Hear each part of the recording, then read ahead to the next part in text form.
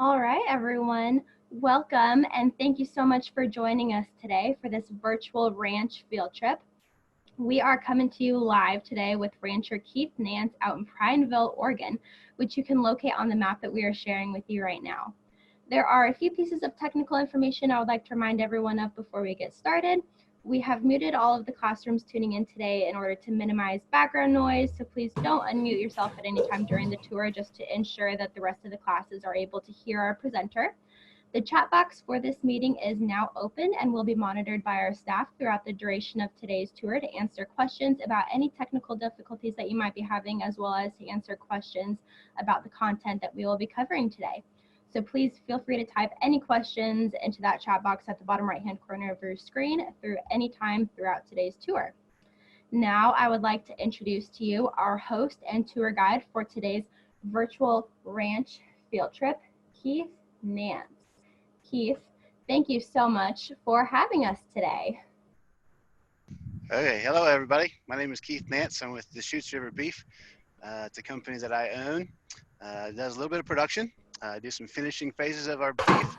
I also work in the retail side of things and do a lot of marketing through some retail outlets with our supermarkets and restaurants and through our harvest facilities today. So standing next to me is my good friend Herb Paul. He actually owns this feedlot here in Prineville. His company name is Double Bar Inc.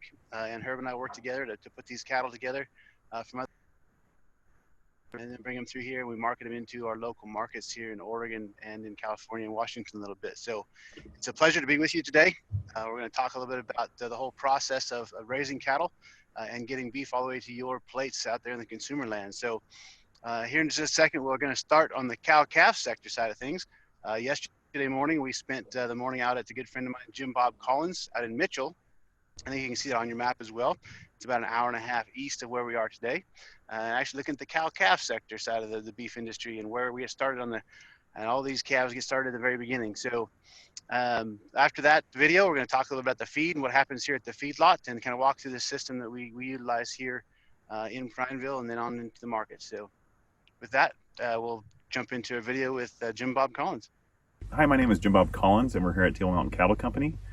We got here just a little bit too late to watch this calf being born, but right now this cow is cleaning it off and is helping him get started so he can start nursing, which this is a really important part of the process. We try not to monkey with it too much here because this is where this calf's going to get a lot of its nutrients going forward, and this is where we build a lot of its immune system, is getting that first time it gets any of the colostrum into it. The most important part of the storyline for that calf's health in the first 60 days comes at its beginning when it takes in its colostrum and it starts developing immunity off of what that cow has naturally built up in through her immune system. At the point, we're just going to let that cow do its thing. We're going to go and we're going to tag it so that we know who that calf belongs to. We're going to get a birth weight from it because that's important to us when we make selections in the fall. But outside that, we're really going to let that calf go a more natural route and see what happens in the next coming years to see how that affects us going forward. But from here, we're going to let that calf develop into about 2 months of age before we go and brand it and we do any castrations and introduce anything more into its body. Then in June, we're going to go and we're going to bring this calf in again because these cows are going to be turned out, and once they here at the age of about 60 days, these calves are going to get turned out right there about the end of April, first part of May. And they're going to get turned out into the hills out here. We're going to run the open pasture off to the east, and then and they're going to run this more mid-level range of around 4,200 foot elevation. That's going to be a little bit better spring quality to early summer quality pastures. From there, they're going to transition up to the next stage, which is a little bit more of our higher pastures. We lease some ground from the National Forest, and we own some ground that is a little bit more higher elevation up in the timber, and that's our summer pasture. And here you can see we're going to transfer into the actual feeding part of those cows. This is a portion where we saw Jim Bob. Every single day they go out with a wagon full of feed and feed those cows. So heifers are, of course, female calves. These are about a year old, maybe just a little bit older than that, 16 months-ish. These are all females that are going back out into the cow herd this next summer. And they'll get bred to be actually replacement to go back in to production out on the range. The steer calves, those are calves that get castrated in the spring shortly after they're born, and they come into the beef program. They actually get finished on a high energy ration and to go into beef production. That's where your steaks and hamburgers and that kind of stuff comes from. So heifers versus steers, that's a boys and girls versus thing. These animals will be here in the feedlot for about 60 to 70 days, upwards of 90 days. These are just on a background ration. So if we can step up a little bit closer. So right now they're just actually getting a lot of forage. There's a lot of hay, there's some alfalfa in there, there's some triticale in there, some different things like that. So just a high roughage side of feed for them. So what we're trying to do in this backgrounding phase is really got to grow the bone and the structure and the frame of these animals before we start putting a lot of finish on them. These animals will probably go up into that 900-pound range, 1,000-pound range on this background ration before we get ready to send them back out to the ranch and become productive cows on the big range out there in the ranch, and fossils where these guys came from. So we walk back down here just a little bit as we walk towards the feed side of things. So we think about the steers most of the time that we finish for beef production going into retail outlets. We're going to change their feed up a little bit. We're going to have a little bit higher energy feed. So we're actually looking, once they get up to that 1,000 pounds, 1,100 pounds or so, we're going to change the feed on them a little bit. We're going to give them more of a high energy, high grain diet, and that's going to put more marbling and more tenderness inside of that meat product. So we have a really good quality product out there to the retail side of things. So once they get up to, again, up to about 1,000 pounds or so, we're going to get them on that finished ration, a higher energy feed ration for them, and they'll stay on that feed for about 120 to 150 days, depending on the program that we go through.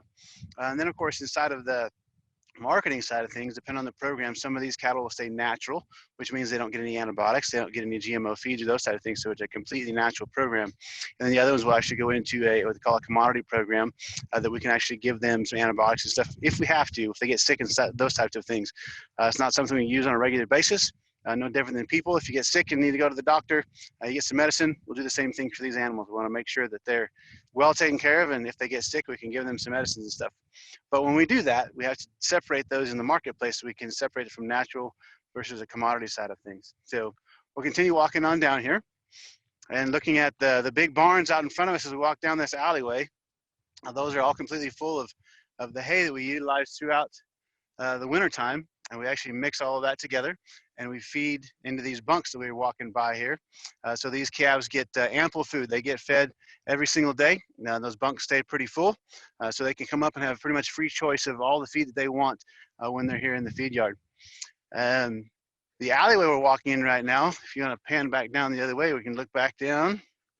So that alleyway that you see there that's where the big hay trucks, they drive right down there every single day. They turn around the other end, and they have a spout on the side that dumps all that hay out into the feeders for all those cattle to come up to on a daily basis and get all the nutrition and everything that they need. Also, this alleyway, as you walk up here, you see these big gates on both sides of us as we kind of walk forward here. All these gates will get closed up, and we can bring these cattle up to work them. So we need to run them across the scales, or we can run them into a squeeze chute, which we'll walk through here in a second. So sometimes when we bring these cattle in, we need to doctor them. Sometimes they get sick, so we need to take them into the squeeze chute and give them some medicine. Sometimes when these cattle come in, we need to change ownership. It means we need to change a brand on them a little bit. Sometimes we need to put different ear tags in their ears so we can see who owns those cattle and where they're going and where they came from. So we'll kind of keep walking through the system here. We'll talk, as we walk here a little bit, we'll talk about the branding side of things. So in the springtime, hopefully we'll get back to the video. In the springtime, these calves will actually get a brand on them. It's called a hot iron, and we'll brand those animals. And that allows us to know whose cattle they are. So if somebody's out there in the middle of the ranch, out in the middle of the big wide open desert country, and somebody steals your calf, you can actually identify that calf by the brand that you put on it. And those brands are identified and registered with this Oregon Department of Agriculture in Salem. So every rancher out there that has cattle has a registered brand with the state department. So we can identify those cattle, and we don't have any opportunity to get those stolen out there in the big wide open country. So as you're kind of walking through, as you see this, we're walking up into the scale head. So we actually, for several reasons, we like to keep track of how much these cattle weigh. So we want to know when these cattle come into the feedlot, how much they weigh coming in. And then we kind of weigh them on a basis every other week or so, every couple of weeks. We can actually see how they're gaining. So if they're not gaining well, we know that we need to change the feed ration a little bit, or we know that they're probably getting some sickness in them. So we need to probably look at if they're getting sick and change some things up. And we can tell those things by how much they weigh and how much they're gaining on a daily basis.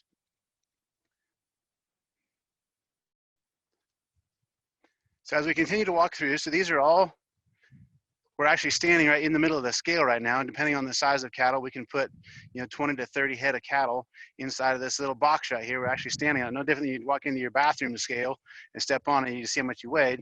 Inside of this right here, we can put 25 or 30 head of cattle inside of here and weigh them all at once, and then divide by how many cattle, and we can figure out how much each cow weighs. And then they come out this other side over here. And mind you, while we do this, we try to be very quiet. We don't want to get these cattle all rustled up and too excitable. We want to keep it very calm and cool, collected around all these cattle. So we don't want to break all of our facilities, but we don't want to have them get hurt either. Okay. So this building actually used to be an old dairy building back a long time ago. And so we've converted it into a beef production facility now. So the big difference to that is there's beef production is where you get your hamburger and steak and those type of things, and the dairy side of things is where you get your milk. So this operation used to be a dairy a long time ago, and then it's changed into a beef facility where we actually grow cattle for the beef production cycle. Okay, so that's what these long alleys for. Sometimes we use these alleys to sort different kinds of cattle. So we want to sort size. So we don't want big ones from small ones, or sometimes we want to separate the boys from the girls. So we can use these different alleyways and sort those different kinds of cattle. Or we can sort ownership. So at this feedlot, well, Herb owns this feedlot. He can hold about 4,000 head of cattle at a time in this overall feedlot. And so he'll have upwards of 10 or 15 different owners of cattle in the feed yard. So sometimes they get mixed up. Sometimes we just bring them in and get them sorted back into their original pens. So watch your step there. So what we're stepping up into here is what we call a crowd tub. Okay, so this alleyway we just walked up, we'll bring a set of cattle up here, and we're gonna put them in this big, what we call a crowd tub. This big gate will swing close, so these cattle will come through here, and we'll close this gate behind them, and then just kind of keep shoving it forward as they go, okay? And as they go up through there, we'll have the camera go up into the alleyway here, and I'll be talking behind you. So these cattle come up in that tub, the gate closes behind them, and then we keep pushing them and pushing them until they go around the corner, and then they actually go up in the little narrow alleyway. And this alleyway leads up to what we call a squeeze chute, okay? This squeeze chute doesn't hurt the animals, it just restrains them to a point that we can actually work on them. Sometimes they have bad feet, sometimes they have a bad eye, sometimes they're sick and we just need to give them shots.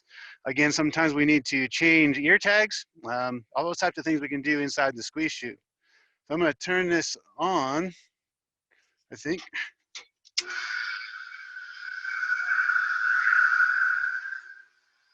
Yep, and we'll see that operate. So that back gate opens up. Those cows walk up inside of there. That front head opens up, and then the cow walks right through up in there, and that front gate closes and catches them right there. And then we can restrain those cattle so we can actually work on them when we need to. Okay. And we'll come back right around the corner here. Very good. So again, that's a hydraulic squeeze chute, so it's all run on hydraulics, on power. Some squeeze chutes are manual. They're actually big levers you have to squeeze and move to make them work. But again, this doesn't hurt the cattle. This just gets them to a point that we can actually work on them without hurting ourselves, without hurting the animal themselves. So that's a really important tool. Every single ranch out there in the countryside has one or two. Every feedlot has a system like this, so we can actually bring those cattle in and work on them. So on a big ranch, like we hopefully get to see in the video if we can get back to it at some point, we actually work those cows twice a year, once in the spring and once in the fall, and they get a schedule of vaccinations. We work with veterinarians and nutritionists every single day to help us with those protocols, so we make sure that those animals don't get sick on us, and we can keep track of their weights and continue moving those cattle very healthy and humanely through the beef cycle. So with that, we'll keep walking back out through the other side there. They're actually gonna be producing milk for those babies out there. And so they don't need a lot of the high energy, high protein kinds of feeds. They just need a little bit to keep them going and keep that calf healthy and keep themselves going through the winter time. Whereas when we come back here into the feedlot, those calves get weaned in the fall and they come into a feedlot like we're at today. And we give it a higher energy and higher protein feeds to grow. Again, in the backgrounding stage, we want to get a lot of bone and mass built on those cattle. And then once they get up to that 900 to 1,000 pounds, then they're going to go into a finish ration, which is a much higher energy feed to get that marbling and get that back fat on them, like we like to see in a very quality meat product for you guys out there on the consumer side of things. Okay, so we're going to walk down now. So we talk about Jim Bob, the video you just saw there a second ago, and Jim Bob's calves actually are here. So his calves from last year are here. They come here to Herb's feedlot and actually get backgrounded again. These are going to be replacement heifers. So they're actually going to end up going back out to Jim Bob. So he just brings them from the ranch and bring them in here for 60 to 90 days, get them backgrounded, get them some size, get them some good flush on them before they go back out to Jim Bob's ranch. And then they're going to get turned out with the bull and get bred so they have another cycle of calves. So that's kind of the very good cycle we're looking at today. We saw the newborn calf in the video, and then we got to see how we feed them everything and bring them into the feedlot, background them, and then they go back out to the ranch and see, and then become adult cows. Again, those steers, which are the boy calves, those are all going to go into the meat system. Okay, they're going to get more of they're going to get backgrounded and then finished on a high energy ration to go into hamburgers and steaks and stuff like you guys buy at the grocery store and at the restaurants. So we're going to walk down and look at some of Jim Bob's calves that he brought in. Again, these are going to be about 16 months old at this point. So they were born last year. Actually, going to be about yearlings, I guess. There's a little off on the math there. So they'll be about a year old right now. And they'll be here for another 30 or 40 days, and then they'll go back out to the ranch to continue growing before they get bred as bred cows. So we have a lot of different breeds. You guys are probably seeing some different colors in cattle out here. So we got some black cows. Those are going to be some Angus influence. Those black Angus influence cows. There's also some red cows. There's going to be a red Angus. Some of these we call smoky cattle out here, kind of a white colored. Those are going to be some Charolais influence. I think Herb told me like there's a brown calf out here. It was a Murray gray calf. We don't see those. They're not real popular. But then you see some of these that have a red body and a white face. Those are going to be some Hereford influence. Okay, so those are all different kinds of breeds of cattle that we have. Yeah, you can just see some on your left. There are some Charolais cattle, so more of the white cattle. Up here on this side, we can see some white cows. These are Charolais cattle. Okay, so there's just a different breed. We call those a continental breed. So they're gonna be a little bit bigger in frame, a little bit bigger in size. We like to cross those sometimes with English type cattle, which are Angus and Shorthorn and Heifers, and those things are English cattle. So we get the best of both worlds and crossbreed those for a really good meat product coming back into the retail system. So we're coming up here. This next pen is going to be Jim Bob's calves. Again, these are yearlings. They came from Jim Bob's calf crop last year. And these ones are ones he chose out on the ranch to grow and then bring back out to make adult cows out of. So these will be here at Herb's feedlot for about 60 to 90 days, continue growing that bone and growing that structure. So there will be good adult healthy cows going back out on the ranch in Mitchell. And then once they go back out on the ranch out there in Mitchell, you know, they're going to utilize a lot of that range forage out there. So there's a lot of ground in our state that's a real high desert, a lot of real rocky ground, a lot of junipers and stuff like that. We can't farm that. We can't grow vegetables on it. We can't do different things like that. So we let cows go out there and utilize that grass so we can regenerate that grass. So once that grass gets eaten, it'll continue to regrow and we get to utilize that ground, but we can't really utilize it for anything else. So that's kind of the life cycle that we go through on an annual basis in the cow-calf sector. Once they leave here after the finished phase of things, we'll take them to a harvest facility and then they'll go into the retail sector where you guys actually get to go buy the hamburgers and the steaks and those type of things when you get ready for summer barbecue season, so which is hopefully right around the corner. We've got a lot of sunshine here today and we're looking forward to some summertime. So I look forward to any questions. We got a bunch of questions coming in. Awesome. Thank you so much, Keith. Yeah, we've got some great questions in. And our first question is going to come from Miss Wenner's 3rd grade class at Ocean Crest Elementary School. And they want to know if you milk your cows. Well, here on the beef facility, we don't normally milk the cows, but sometimes we do. So sometimes when we have a calf that gets comes through a hard birthing process and they're a little bit sluggish, we'll actually put them in a pen. And sometimes we do have to milk those cows and then give that milk to that calf in a bottle. One of the really, really important things in the calving portion of of what we do. We saw in Jim Bob's video that first calf just kind of stably getting up and trying to get his first drink. The first thing we want to do is get some colostrum into him. Jim Bob talked about colostrum real quick. That's the first milk that the calf's going to get from its mother. It's full of antibodies and all and those type of things. And so we've given vaccinations to those cows to build their immune system. And then that calf is going to drink that first milk called colostrum and get a lot of that immune system build up in that milk. So it's really, really important. So sometimes we do have to milk those cows to get that first colostrum out to get to the calves to make sure they get a really good start in life. Good question. All right, there are actually a couple of classes who are wondering, how much do the cows eat in a day and how much feed does the ranch go through in a day? Yeah, that's another good question. So when we talk to our nutritionists, we actually think about a 2.5% of body weight. So we think about 1,000-pound cows going to take 25 pounds a day. So you can kind of do the math on both sides of that. If they're bigger than that, going to eat 30 pounds a day. If they're lighter than that, going to go down to 10, 15. So we're looking at these heifers right here. They're probably eating about 15 to 20 pounds a day per animal. So and that's going to change a little bit depending on what kind of feed we get into the higher ration stuff. They're going to come down a little bit, just gets like a lot more energy and they're getting the nutrients out of a more dense food. As far as the ranch goes through in a day, it just depends on how much, or in a season, depends on how many cattle and stuff we bring in. Herb we'll bring in a couple thousand head of cattle in here, so he'll go through several hundred tons of hay in a year. A lot of that hay is produced right here on the ranch outside the feedlot. It's also a farm. They grow a lot of their own hay right here. So it's a lot of food that these animals go through on a daily basis, but it's all produced right here locally and brought right here into the feedlot. All right. Miss Hogate's 4th grade class from Culver Elementary School would like to know, how old are the calves when they leave their mothers? On average, they're about 6 to 7 months old when we wean those calves. So we'll, like right now, Jim Bob's calving. Those calves will stay on those cows all summer long out on the mountain range, out there eating good forage up there in the mountains and on the desert. And then coming usually about September, October, we'll wean those calves. And then from there, we'll bring them into a feedlot like this. So they're usually in that 6 to 7, 8 months range when we wean those off the mothers. All right, Miss Madison's 3rd grade class from Myers Elementary School would like to know what you do with the cow feces.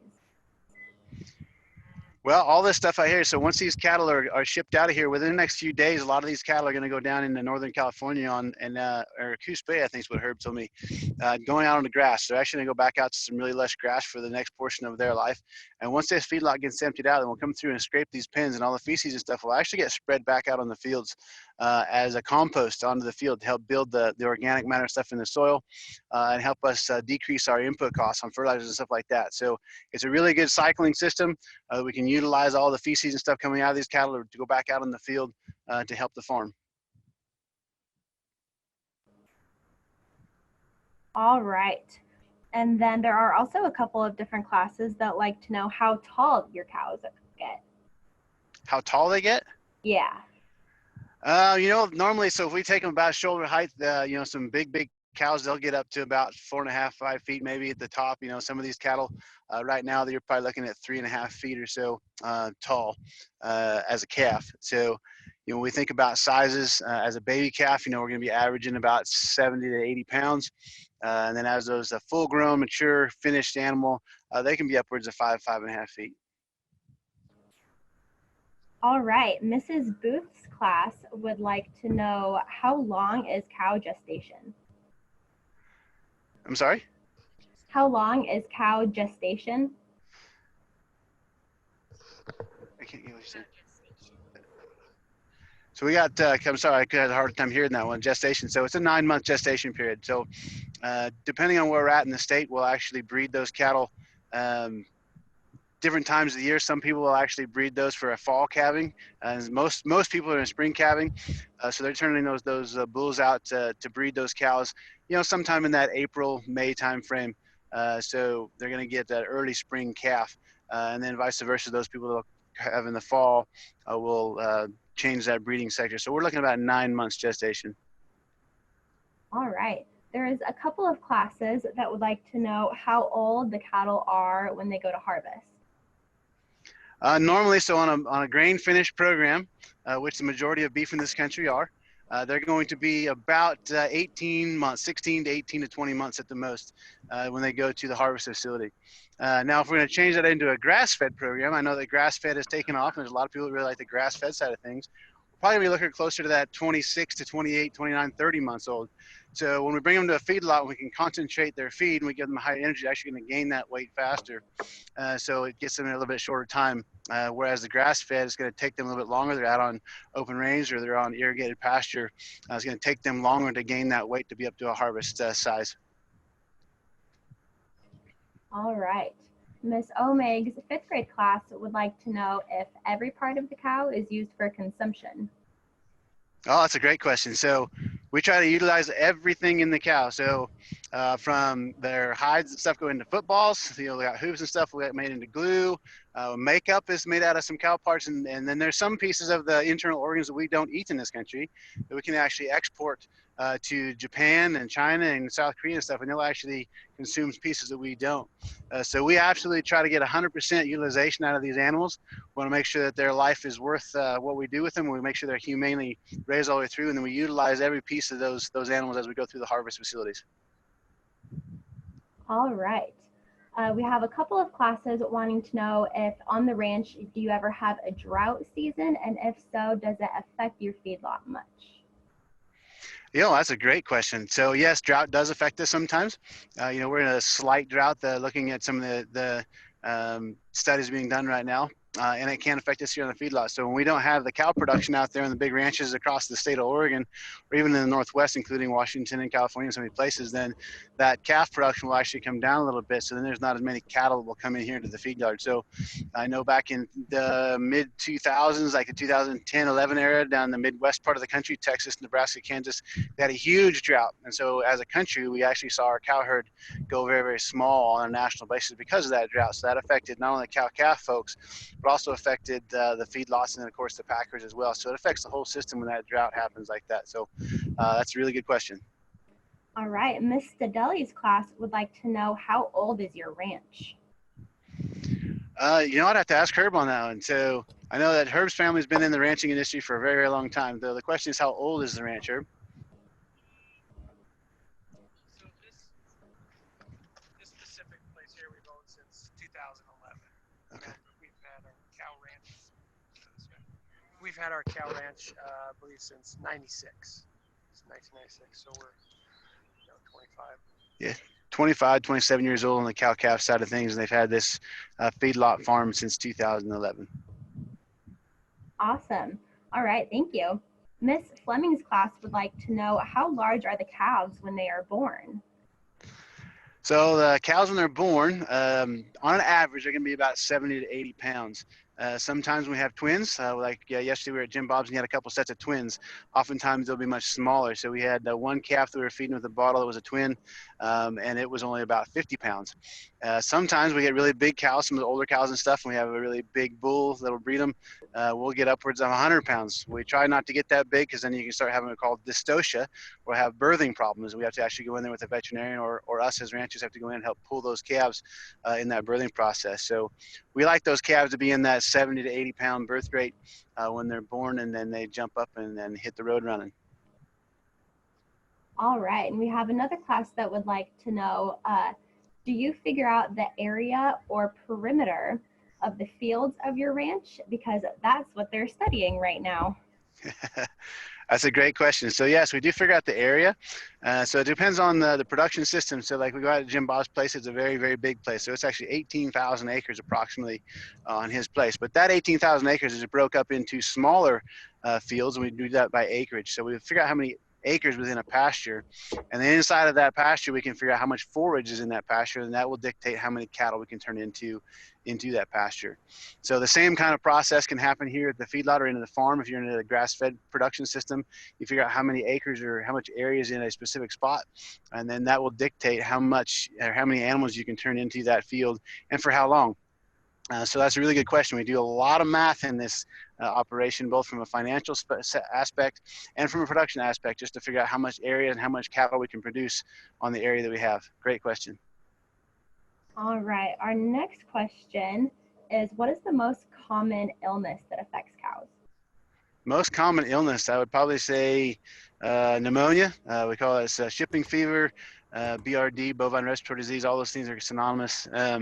So a lot of times when we wean these calves, we bring into a feedlot, we've just separated from their mothers and stuff like that. There's a lot of stress. We've put them on a cattle truck and those types of things. So that creates a lot of stress in them. So they'll actually get bronchial, they'll get some respiratory diseases, and that's the most common.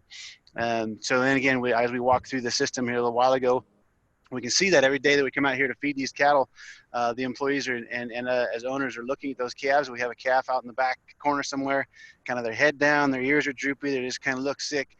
That's probably what's going on. So we'll actually take those calves and we'll sort them out, and we'll take them up to the big barn up there and put them in the squeeze chute and we'll doctor them. So sometimes we have to go through the veterinarian to get some of those medicines and stuff, but we're allowed to administer those ourselves. So that shipping fever, that respiratory disease are the most common illnesses that we'll face. All right. And then to follow that up, we had another class that was wondering, if a cow gets sick, do they still get used in the meat system? Yes, they do. Yep, that's a really, really good question. So again, depending on the production system, like my program is a natural program. So if I have any animal that gets sick, I'm still going to doctor it. I don't want those animals to just get sick and die. Both that's the financial loss, but that's also not humane. I don't want somebody just to be out there and sick and not take care of them. So I'm going to give them a shot. But when that happens, I have to take them out of the natural program. And then every antibiotic or medicine that we give through the FDA, the Food and Drug Administration, has what they call a certain withdrawal period. So some of those are very, very short, some of those are very long. So if I give a shot to a cow and there's a withdrawal period of 120 days, that means within 120 days, I cannot take that animal into the meat cycle. So every drug that we have, every medicine that we have to give our cattle to help them be not sick, has a withdrawal period, and we have to abide by that by federal regulations. So they can still go into the meat program, just depending on the medicine we give them. We have to wait for a certain amount of time before we can put them into that system. All right. The students at Alameda Elementary School are wondering if you get an early start to your day and what a typical day on the ranch looks like.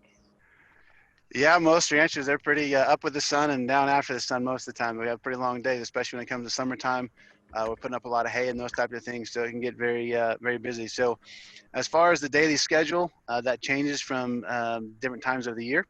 So of course, in the fall through the winter and into the spring, we have a lot of feedlot time. Those cattle are actually in the feed yard, so it's a feeding every single day. Make sure these cattle are well taken care of. Out on the big ranches out there, so like where Jim Bob is at, they're going to be calving. They're going to be feeding every single day. Now in the summertime, it gets a little bit different here on the feedlot. It's a lot more irrigation, so we're irrigating our fields. We're putting up hay, bringing that hay into the barn so we can use it in the wintertime. Same thing out there with Jim Bob. In the summertime, it's a little bit different playing field out there. So we actually turn those cattle out on big ranges. So we're out checking mineral. We're out there riding through those cattle and checking to make sure they're still healthy and not getting sick on us, making sure they're in the right pastures and not getting mixed up with the neighbor's cattle somewhere over there. So it kind of changes the day-to-day operations depending on what time of year it is. But every single year's pretty close to clockwork, doing the same kind of cycle year in and year out.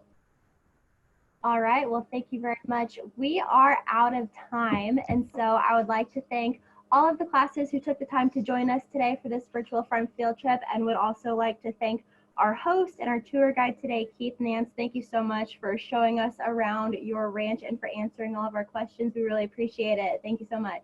It was great to be with all you guys today, and hopefully we'll run into you down the road.